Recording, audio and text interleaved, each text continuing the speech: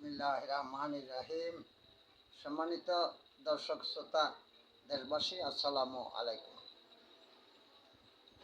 আপনাদের সকলকে আমি দু একটি কথা অনুসরণ করাইতে চাই, আপনারা তার বিবেচনা করবেন। সম্মানিত দেশবাসী, আজকে অস্থায়ী সরকার ডক্টর ইউনূস সাহেব উনি নিউ ইয়র্ক জাতিসংঘ সম্মেলনে যোগদান করতে বাংলাদেশ থেকে গেছেন তার কিছু সফর সঙ্গী নিয়ে। এটাই স্বাভাবিক।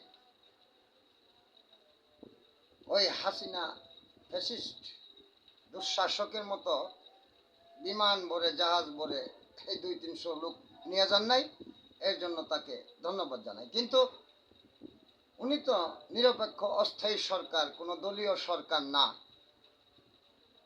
বা কোনো রাজনৈতিক ব্যক্তিত্ব না। নিরপেক্ষ সরকার, অস্থায়ী, ভোটের জন্য উনি রাষ্ট্রে সীমাবদ্ধতার ভিতরে রাষ্ট্র পরিচালনার ক্ষেত্রে রাষ্ট্র কাঠামো এবং আগামী জাতীয় সংসদ নির্বাচন কিভাবে সুষ্ঠু, সঠিক, সুন্দর, নির্ভুল, নির্ভেজাল এবং সর্বস্তরের জনগণের অংশগ্রহণের ভিত্তিতে ভোটারের ভোট দানের মাধ্যমে আগামী সরকার গঠন হবে, এই লক্ষ্যে জাতীয় সংসদ নির্বাচন করবে, এইটুক তার কাজ। কিন্তু সে প্রতিটা বিষয়, আজকে দেশ, জাতি এবং শিক্ষা ব্যবস্থা সহ রাজনৈতিক অবস্থা আর প্রশাসনিক নিষ্ক্রিয়তা এবং রাষ্ট্রের বিভিন্ন ক্ষেত্রে আজকে দুর্বলতা প্রমাণিত হচ্ছে। সেই সময় উনি জাতিসংঘ সম্মেলনে যোগদান করছে, সেখানে মনে হয় যে পিয়ার পদ্ধতি অনুসরণ করছে। তাকে কেন বিএনপি, জামাত, নিউ চাইল্ড পার্টির লোকজন নিয়ে যাইতে হবে? সে তো ইচ্ছা করলে রাষ্ট্রের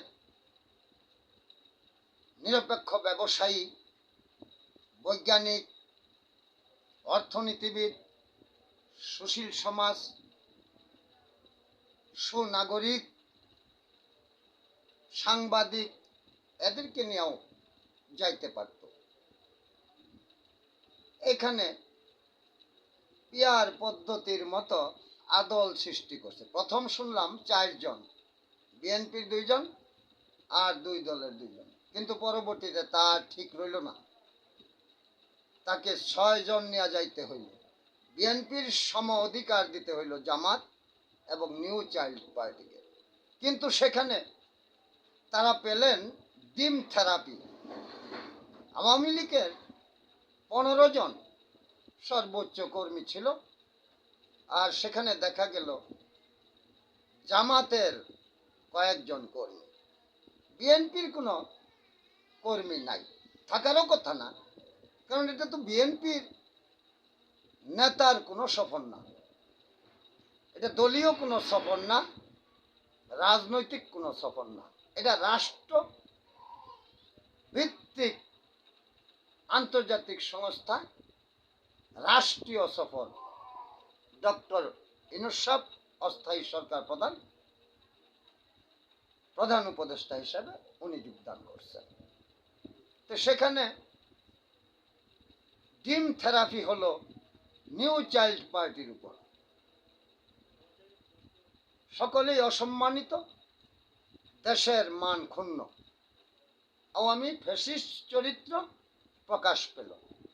এরাই বাংলাদেশে এবং সারা বিশ্বে যে অত্যাচার, অবিচার, লুণ্ঠন, উচ্ছৃঙ্খল, বিশৃঙ্খল এবং সন্ত্রাসী সংগঠন, তার প্রমাণ নিউ ইয়র্কে আওয়ামী লীগ দিয়েছে। তবে কথা হলো সেখানে জামাত নেতাও তো 2 জন ছিল, তারা কোথায় ছিল?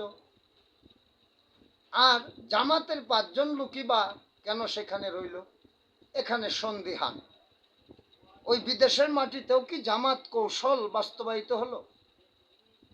আর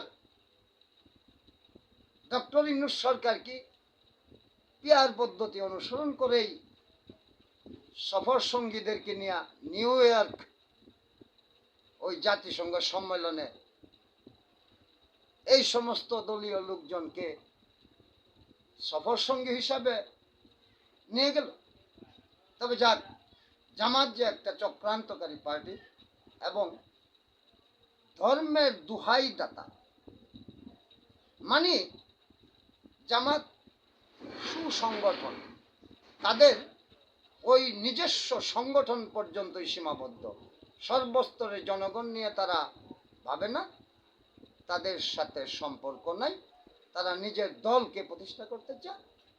আর এই হযবরল পদ্ধতির মাধ্যমে আগামী জাতীয় সংসদ নির্বাচনে তারা সরাসরি ভোটে ফেল করেও পিআর পদ্ধতিতে সরকারের অংশীদারিত্ব পাইতে চায়। যেমন ভাবে আজকে তাদেরকে নিয়ে যাইতে হয়েছে ওই পিআর পদ্ধতিতে নিউ ইয়র্ক জাতিসংঘ সফরে। তারা যেন এইরকমই সংসদ, সরকার, পররাষ্ট্র এবং রাষ্ট্রীয় প্রশাসন ও রাজনৈতিক ও ধর্মভিত্তিক বিশৃঙ্খলা সৃষ্টি করতে পারে, সরকারকে অস্থিরতার মধ্য দিয়ে এবং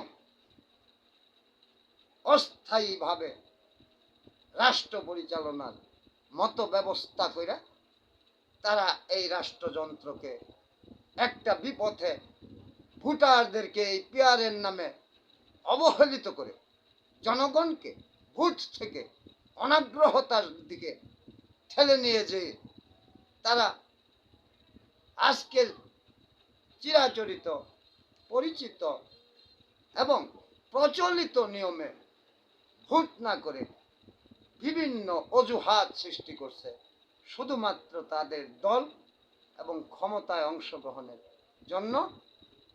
আজকে যদি হয়ে থাকে by the people, for the people and of the people গণতন্ত্রের সংজ্ঞা, তবে কেন পিআর পদ্ধতি